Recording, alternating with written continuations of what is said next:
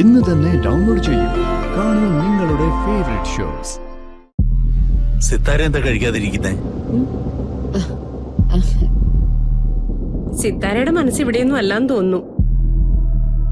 ഓഫീസിൽ എന്തോ ഗൗരവമുള്ള കാര്യമുണ്ടെന്ന് തോന്നുന്നു. വന്നപ്പോ മുതൽ ഞാൻ ചോദിക്കുക. അങ്ങനൊന്നുമില്ല. ഇത്രയും നല്ലൊരു ഫംഗ്ഷന് വന്നിട്ട് ഓഫീസിലെ കാര്യങ്ങളൊക്കെ ചിന്തിച്ച് ആരെങ്കിലും ഇരിക്കോ? ഓഫീസ് കാര്യങ്ങളായിരിക്കില്ല. മേഡം കൂടുതൽ ചിന്തിക്കുന്നത് മേഡത്തിന്റെ ശത്രുക്കളെ കുറിച്ചാ.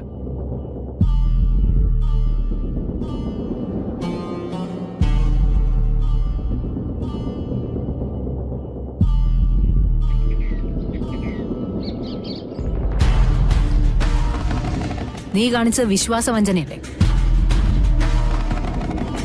എന്തിനാ നിന്റെ അമ്മ ഇങ്ങോട്ട് ക്ഷണിച്ചത്? അമ്മയോട് ഞാനൊന്നും പറഞ്ഞിട്ടില്ലായിരുന്നു മാഡം. അമ്മ സ്വന്തം ഇഷ്ടത്തിന് വന്നതാ. ഇത് ഞാൻ വിശ്വസിക്കുമെന്നാണ് നീ കരുതിയത്? എന്താ നിന്റെ അമ്മയുടെ ധാരണ? മകളുടെ ഭർത്താവിന്റെ വീട്, അവന്റെ പിറന്നാളെന്നൊക്കെ പറഞ്ഞ് തുള്ളിച്ചാടുന്നുണ്ടല്ലോ. നിനക്ക് അവകാശപ്പെട്ടതാണോ ഇതൊക്കെ? നീ ഒരു പകരക്കാരിയല്ലേ?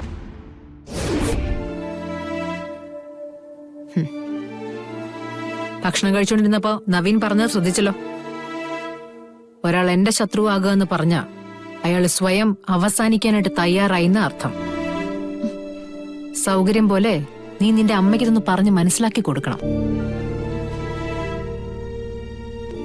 എല്ലാം നന്നായി നടന്നു പോട്ടെ എന്ന് ആഗ്രഹിച്ചതുകൊണ്ടാ ഞാൻ പ്രത്യേകിച്ചൊന്നും പറയാത്തത്. പ്രതികരിക്കാൻ എനിക്ക് അറിയാഞ്ഞിട്ടല്ല.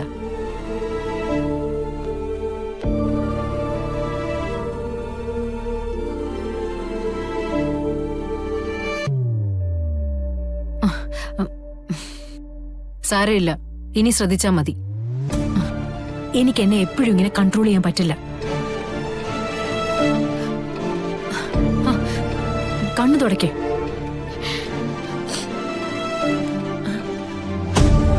അല്ല, എന്താ അമ്മയും മോളും കൂടി ഒരു കശപിശ? കാര്യമായിട്ട് എന്തോ പ്രശ്നമുണ്ടല്ലോ.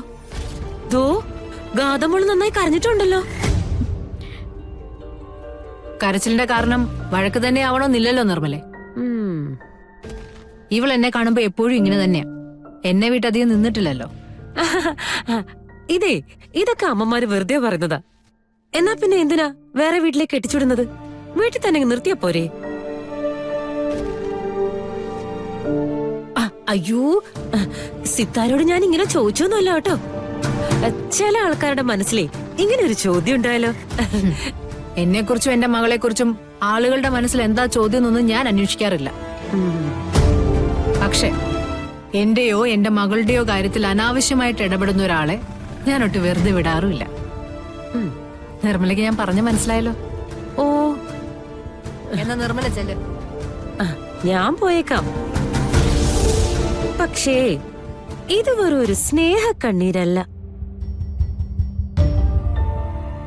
ദേ, എന്നെ അങ്ങനെ ഇത് പറഞ്ഞു വിശ്വസിപ്പിക്കാൻ നോക്കൊന്നും വേണ്ട. ആ, എത്ര മറച്ചു വെച്ചാലും ചില കാര്യങ്ങള് ചില സമയത്ത് പുറത്തു വരുമല്ലോ. ഓ, ആയിക്കോട്ടെ. എത്രയും പെട്ടെന്ന് നിന്റെ അമ്മയൊന്ന് പറഞ്ഞയക്കാൻ നോക്ക്. ചെല്ല്.